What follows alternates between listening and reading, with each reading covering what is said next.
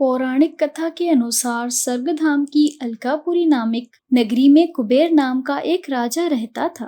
वो शिव भक्त था और प्रतिदिन भगवान शिव की पूजा किया करता था। हेम नाम का एक माली पूजा के लिए राजा के यहाँ फूल लाया करता था। हेम की विशालाक्षी नाम की सुंदर स्त्री थी।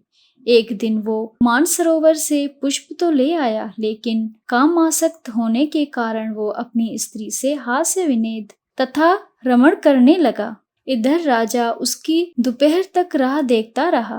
अंत में राजा कुबेर ने सैनिकों को आज्ञा दी, तुम लोग जाकर माली के न आने का कारण पता करके आओ, क्योंकि वो अभी तक पुष्प लेकर नहीं आया। सैनिकों ने कहा कि महाराज, वो पापी अति कामी है, अपनी स्त्री के साथ हास्य विनोद कर रहा होगा। ये सुनकर कुबेर क्रोधित हो गया और उसे बुलाया।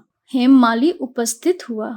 राजा कुबेर ने क्रोध में आकर कहा, तूने मेरे परम पूजनीय ईश्वरों के ईश्वर श्री शिवजी महाराज का निरादर किया है, इसलिए मैं तुझे श्राप देता हूँ कि तू स्त्री का वियोग सहेगा और मृत्युलोक में जाकर कौड़ी होगा। कुबेर के श्राप से हेम माली का स्वर्ग से पतन हो गया और वो उसी क्षण पृथ्वी पर गिर गया। भूतल पर आते ही उसके शरीर में कोढ़ हो गया। उसकी स्त्री भी उसी समय अंतर्ध्यान हो गई। मृत्युलोक में आकर माली के ऊपर दुखों का पहाड़ टूट गया।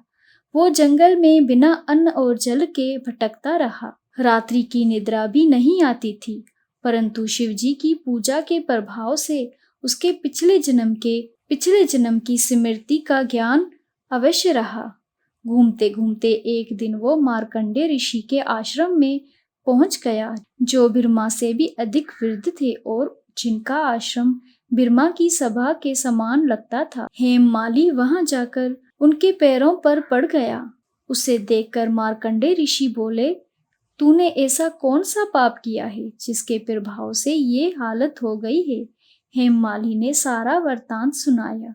ये सुनकर ऋषि बोले, निश्चित ही तूने मेरे सम्मुख सत्य वचन कहे हैं, इसलिए तेरे उद्धार के लिए मैं एक व्रत बताता हूँ। यदि तू आषाढ़ मास की योगिनी एकादशी का विधि विधान से व्रत करेगा तो तेरे सब पाप नष्ट हो जाएंगे।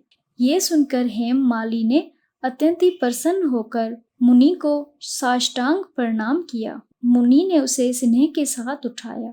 हेम माली ने मुनि के कथन अनुसार विधि पूर्वक योगिनी एकादशी का व्रत किया। इस व्रत के प्रभाव से वो अपने पुराने स्वरूप में आकर वो अपनी स्त्री के साथ सुख पूर्वक रहने लगा। जय श्री हरि।